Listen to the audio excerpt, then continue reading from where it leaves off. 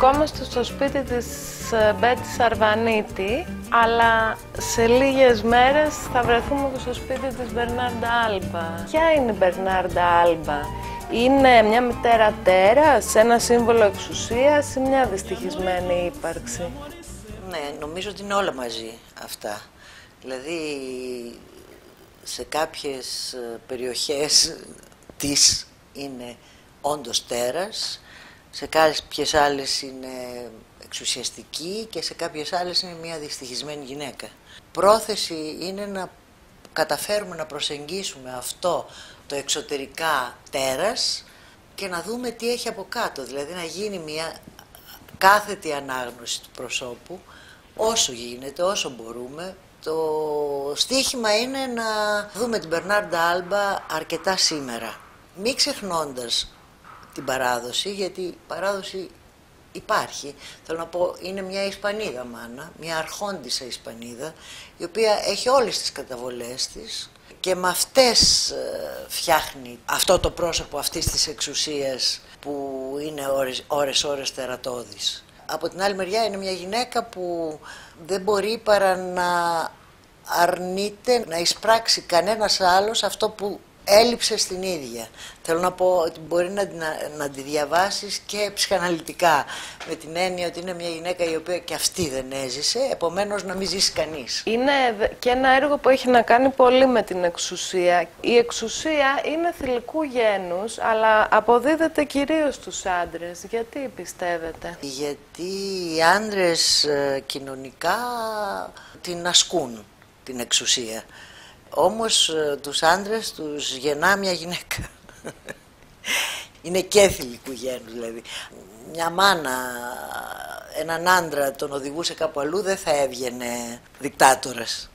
Νομίζω ότι ευθύνεται. Παράδοση και τιμή είναι επίσης δύο σημεία κλειδιά, νομίζω, σε αυτό το έργο του Λόρκα. Έχουμε και εμείς ως χώρα ταλαιπωρηθεί από παρερμηνίες των δύο αυτών ενιών. Ναι, απολύτως έτσι, και έχει μεγάλη σημασία και μεγάλη σχέση.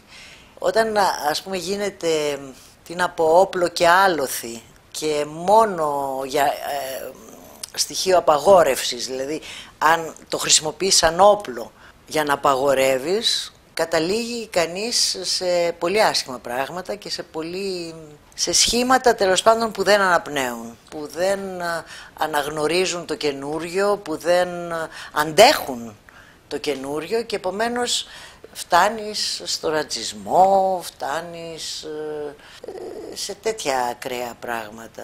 Πάντως η κάθε ιδέα και το κάθε πράγμα έχει σημασία το πώς το χρησιμοποιεί κανείς. Σε όλες τις ιδέες αυτές υπάρχει και καλή πλευρά και κακή πλευρά. Δηλαδή η παράδοση μπορεί να έχει πολύ ενδιαφέροντα πράγματα και εξελίξιμα. Εκείνο που είναι πραγματικά φρικτό είναι ακριβώς εκείνο που δεν επιτρέπει την εξέλιξη, που δεν κατανοεί το καινούριο και που αυτή η ανασφάλεια και ο φόβος απέναντι στο ξένο καταλήγει σε θλιβερά αποτελέσματα. Αυτή την περίοδο που όλα διαταράσσονται και πανευρωπαϊκά και έχουμε την περίφημη κρίση στην Ελλάδα, υπάρχουν ανάμεσά μας Μπερνάρντα Άλμπα και οι κατοικίες τους? Κυρίως οι κατοικίες τους.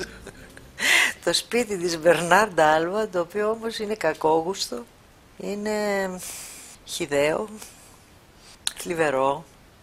Ναι, υπάρχει, απλώς πληγώνει αισθητικά και όχι μόνο αισθητικά. Αλλά επειδή είναι κοινό μυστικό, νομίζω ότι δεν χρειάζεται να το πούμε παραπάνω.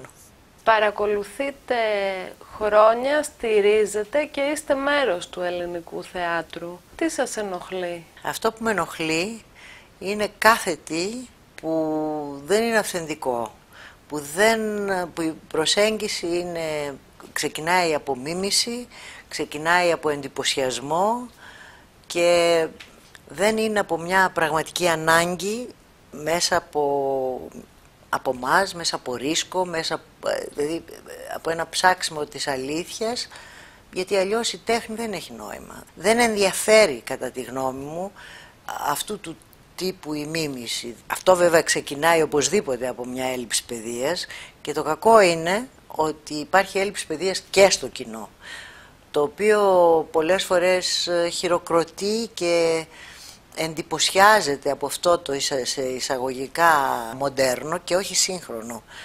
Γιατί υπάρχει τεράστια, επιμένω, υπάρχει τεράστια διαφορά ανάμεσα στα δύο. Ασφαλώς είμαι υπέρ της σύγχρονης ματιάς, γιατί το θέατρο το κάνουμε τώρα και απευθύνεται σε ανθρώπους τώρα και εμείς είμαστε άνθρωποι του τώρα και δεν μπορούμε να λειτουργούμε σαν να είμαστε του 1800. Όμως κάνει μεγάλη διαφορά αυτό από το μη βιωμένο πράγμα, μοντελάκι ας πούμε, που το ξεπατικούρα που λένε. Αυτό με ενοχλεί πάρα πολύ και ξεκινάει κατά τη γνώμη μου από αυτή την αιτία, από την αιτία της έλλειψης παιδείας και από ξενόφερτα πράγματα τα οποία δεν είναι βιωμένα καθόλου και νομίζουμε ότι μπορούμε να τα κοπιάρουμε.